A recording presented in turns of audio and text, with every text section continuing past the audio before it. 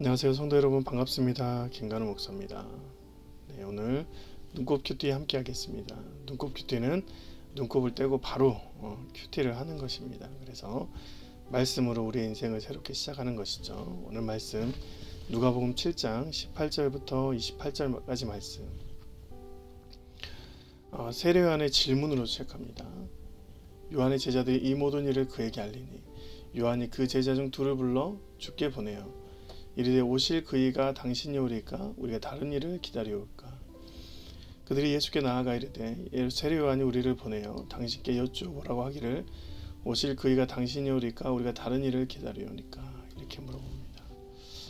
그러니까 세례 요한이 또 실은 이제 예수 그리스도 메시아를 기다리는 과정 중에 있었습니다. 그런데 그 과정에서 이제 세례 요한의 모습 속에서 제자들의 상황이 궁금증이 생긴 것이죠. 대체 예수는 어떤 입장에 있는가? 그가 바로 우리가 기다리는 그리스도이신가? 가서 직접 물어본 것이죠. 그래서 당신이 오실 메시아입니까? 아니면 다른 입니까? 우리에게 만약에 당신이 선지자이고 메시아를 또 기다리라면 다른 일을 또 기다리겠습니다. 이렇게 말하면서 의구심을 갖는 것이죠. 마침 그때 예수께서 질병과 고통과 악기 들린 자를 많이 고치시며 또 많은 맹인을 보게 하신지라. 예수께서 대답하여 이르시되 너희가 가서 보고 들은 것을 요한에게 알리되 맹인이 보며 못 걷는 사람이 걸으며 나병 환자가 깨끗하게 을 받으며 기먹은 사람이 들으며 죽은 자가 살아나며 가난한 자에게 복음이 전파된다. 누구든지 나로 말미암아 실족하지 아니하는 자는 복이 있도다. 이렇게 했어요. 예수님은 이때 그들이 메시아라는 궁금증을 갖고 있을 때 그들에게 내가 메시아다 라고 설명하는 것이 아니라 예수님께서 하신 일들을 보게 하신 것이죠. 이제 수많은 사람들, 질병과 고통받는 악기 들린 사람들을 사역하는 현장에 함께 있었던 것입니다. 그것을 보고 판단을 하라는 것이죠. 그러니까 이제 설명하는 것보다 그 사역의 현장을 오픈했던 것이죠. 그래서 이제 여러분, 예수님의 모습이 약간 형편이 없어서 그랬던 것 같아요. 오늘 말씀 보면 요한이 보낸 자가 떠난 후에 예수께서 무리에게 요한을 대하여 말씀하시되 너희가 무엇을 보려고 광야에 나갔더냐? 바람에 흔들리는 갈대냐? 그러면 너희가 무엇을 보려고 나갔더냐? 부드러운 옷 입은 사람이냐? 보라, 화려한 옷을 입고 사치하게 하는 지내는 자는 왕궁에 있느니라. 예수님께서 그들이 이제 요한의 제자들이 떠나고 자신을 따르는 무리들에게 얘기하시는 장면이에요. 거기에서 예수님의 옷에 대한 얘기, 반대적인 얘기를 하는 것이죠. 갈릴리에 있는 사람들을 치유하는 현장의 사역을 보면 놀라운 기적과 치유 사건을 딱 보는데 걸리는 것이 하나 있었어요. 왕궁이 아니라는 거예요. 그가 부드러운 옷과 화려한 옷을 입지 않고 있다는 거예요. 그래서 메시아가 아닌 것처럼 생각한다는 겁니다. 그래서 예수님께서 다른 것을 보여주신 것이 아니라 자신이 왕궁을 들락날락 할 수 있는 사람이 하는 자라가 아니라 하나님의 권능으로 이 땅에 오셔서 하나님 나라의 일을 하는 자라는 것을 보여줍니다. 그것으로 메시아에 대한, 그리스도에 대한 정체성 증명한다는 것이죠.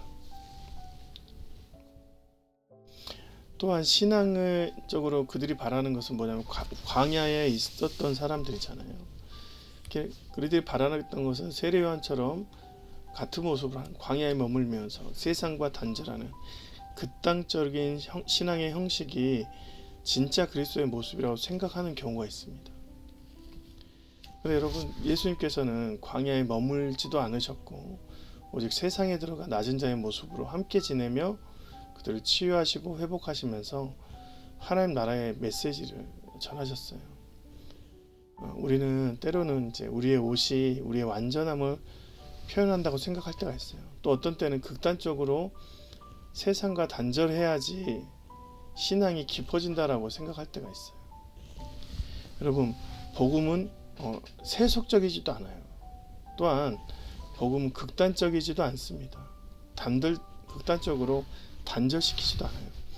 오직 복음은 그 안에서 나타나는 현상이 중요하죠. 그래서 그들에게 말씀을, 세례요한도 꽤 괜찮은 사역자였고 그가 선지자였다. 그런데 오히려 그가 하늘에 있는 자, 하나님의 백성, 하나님 나라 안에 있는 자는 그보다 크다, 이렇게 말합니다. 기록된 바 보라, 내가 내 사자를 내 앞에 보내노니 그가 내 앞에서 내 길을 준비하리라 한 것이 이 사람에 대한 얘기다. 정말 구약의 올바른 선지자로 세워졌던 사람이다. 내가 너에게 말하는 여자가 낳은 자 중 요한이 가장 큰 자다. 틀림없다. 그러나 하나님 나라에서는 극히 작은 자라도 그보다 크니라. 완벽한 선지자라 하더라도 그 자가 복음 앞에서는 아무리 세례요한처럼 완전해졌다 하더라도 그거는 완전해질 수 없다. 여러분, 그래서 우리는 예수의 길을 따라가야 합니다. 예수님의 길을. 누군가의 모습을 보고 또는 어떤 형식을 보고 신앙을 결정하는 것이 아니라 오히려 예수님의 길을 보고 우리가 그분을 따르는 것이죠.